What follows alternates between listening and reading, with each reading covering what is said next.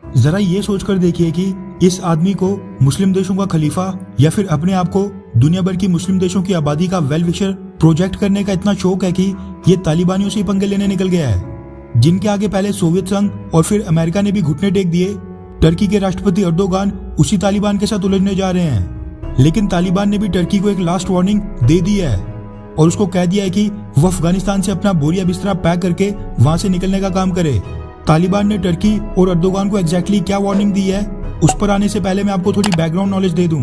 करीब 4 हफ्ते पहले जब अमेरिका और नाटो ने अफगानिस्तान से निकलने की प्रक्रिया थोड़ी तेज कर दी, तब सबके सामने असमंजस की स्थिति ये बन गई कि काबुल का जो मेन सबसे बड़ा इंटरनेशनल एयरपोर्ट है, जिसको आज की डेट में यूएस और नाटो फोर्सेस गार्ड कर रही हैं, उनके निकलने के बाद उसको कौन गार्ड करेगा?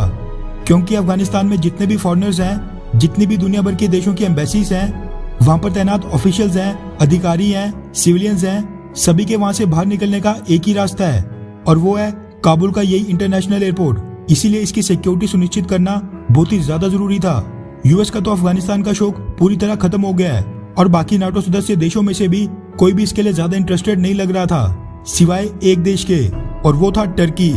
जिसने खुद ही आगे से प्रपोज किया कि यूएस और नाटो फोर्सेस के निकलने के बाद वो काबुल इंटरनेशनल एयरपोर्ट की सिक्योरिटी संभाल लेंगे। बदले में टर्की ने यूएसए से एग्जैक्टली क्या मांगा है, ये तो खैर अभी तक सामने निकल कर नहीं आया है, लेकिन स्पेकुलेशंस ये लगाई जा रही थी कि टर्की ने जो रशिया के साथ S-400 मिसाइल डिफेंस सिस्टम की डील की थी, वो उस पर यूएसए का प्रेशर कम करना चाहता है। साथ में टर्की के राष्ट्रपति अर्दोगान ने यह भी कहा था कि हमें इसके लिए यूएसए की तरफ से डिप्लोमेटिक, फाइनेंशियल और लॉजिस्टिक सपोर्ट की भी जरूरत पड़ेगी। दोनों देशों के डिफेंस चीफ और बाकी अधिकारियों के बीच पिछले 1 महीने में इसको लेकर कई मीटिंगों का दौर चल चुका है, लेकिन टर्की को यूएस की तरफ से एग्जैक्टली क्या मदद दी जाएगी, ये अभी तक फाइनलाइज हो नहीं पाया था कि टर्की को तालिबानियों ने सीधा लास्ट वार्निंग दे दी है।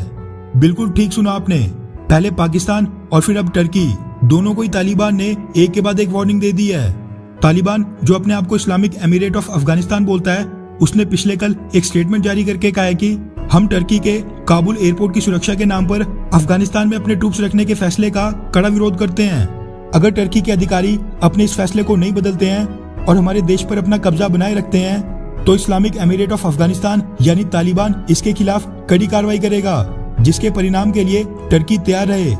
जारी स्टेटमेंट में तालिबानियों ने यह भी कहा है कि इसके जो परिणाम होंगे उसकी जिम्मेवारी पूरी तरह टर्की के अधिकारियों के कंधों पर होगी, जो यहाँ पर इंटरफेयर यानी दखल दे रहे हैं। मोटे तौर पर कहो तो तालिबान अब टर्की पर भी चढ़ाई करने की तैयारी कर रहा है और वो बिल्कुल नहीं चाहता है कि टर्की काबुल एयरपोर्ट की सुरक्षा के नाम पर अफगानिस्तान में अपने ट्रूप्स रखे, फिर वो चाहे एयरपोर्ट के अंदर हो या फिर एयरपोर्ट के बाहर। वैसे एक पॉइंट मैं यहाँ पर ऐड करना चाहता हूँ कि जितने भी डिप्लोमेटिक मिशंस आज की डेट में अफगानिस्तान में हैं, जितने भी एम्बेसीज हैं,